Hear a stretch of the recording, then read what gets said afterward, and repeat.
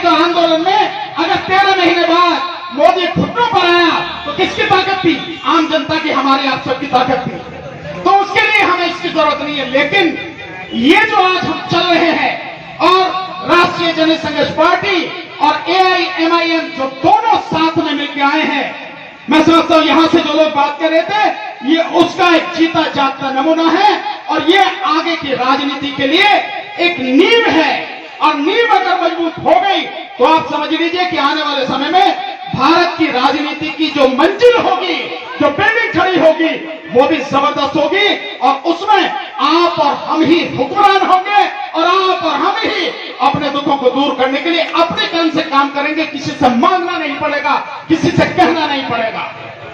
इसलिए साथियों, मेरा आपसे बहुत ही विनम्र निवेदन है, इस बात को समझिए, इस लड़ाई को समझिए, अपने अधिकारों को समझिए और दुश्मन को पहचानिए।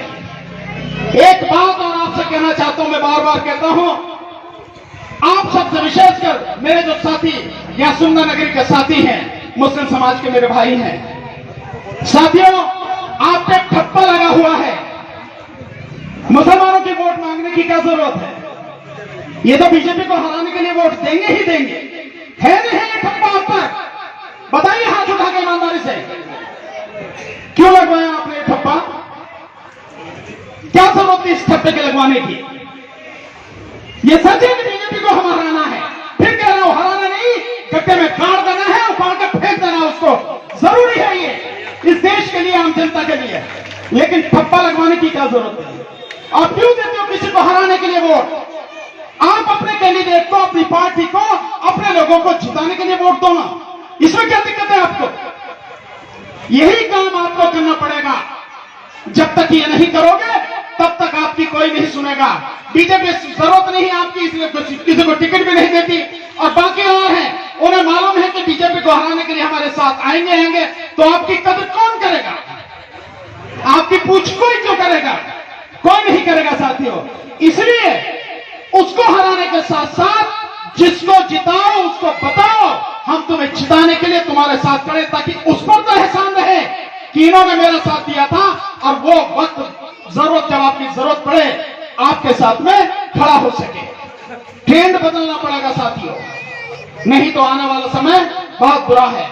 आपको इस बात का एहसास भी नहीं है, जो बहुत सी चीजें जो बताएं हम, लेकिन इस समय भी नहीं है, पर आपको लगातार कहते बने, आगे भी आने वाले समय में बताएंगे। अब अगर नहीं संभले, अब अगर इकट्ठे नहीं हुए, अब अगर ढंग से एक के साथ कदम से कदम मिलाकर नहीं चले, कंधे से कंधा मिलाकर खड़े नहीं हुए, तो आने वाले समय में इस बात की भी मोहलत नहीं मिलेगी। ये मंच जैसे आज लगाकर आप मीटिंग कर रहे हो, इस तरह का मंच लगाकर भी मीटिंग कर नहीं पाओगे, बोल नहीं पाओगे, और जिस तरह से झूठे मुकदमा में फंसा दिए जा रहे हो, इससे भी भयानक स्थिति आने वाले समय में होगी। लेकिन अगर आप और हम, चाहे हम कितने भी कमजोर से ही, कितने भी गरीब से ही, पर इकट्ठे होकर अगर हम चले, तो किसी की ताकत नहीं है जो हमें आगे बढ़ने से रोक पाए, हमारी तरक्की को रोक पाए। बस हमें साथ मिलकर चलना है साथियों। इसलिए ये जो लड़ाई है यहां से जो शुरू हुई है, मुझे विश्वास है कि आप सारे के सारे साथी पूरी ताकत के साथ, पूरी ईमानदारी के साथ, एक एक व्यक्ति अपनी जिम्मेदारी समझेगा कि वो व्यक्ति न केवल अपने परिवार की, बल्कि अपने रिश्तेदार, अपने मोहल्ले के आस पड़ोस के जो लोग हैं उनको भी बोलेगा, सबको निकाल कर लाएगा। और 4 तारीख को यानी 4 दिसंबर को जिस समय वोट पड़ेंगी, सिलेंडर के निशान पर बटन दबाकर जो 5वें नंबर पे है चित्रा शालिनी एडवोकेट को विजयी बनाएगा। यही प्रण आपको लेना है साथियों, इसी से काम चलेगा। और मैं उम्मीद करता हूं कि केवल यही नहीं, इस सीट के साथ साथ में जो और 15 कैंडिडेट AIMIM के खड़े हुए हैं, मुझे विश्वास है कि ये संदेश वहां तक भी जाएगा और वो कैंडिडेट भी पूरी ताकत के साथ जीत कर आएंगे। और निश्चित रूप से आने वाले समय में इस राजनीति को एक नया, एक आप देखेंगे कि संगठन मिलेगा, एक बढ़िया, एक मजबूत ताकत इस राजनीति में नजर आपको आएगी। आपने मेरी बात को बहुत ध्यान से सुना है, मैं उम्मीद करता हूं समझा भी होगा। और ज्यादा कुछ न कहते हुए, आने वाले वक्ता हैं उनको भी समय देना है।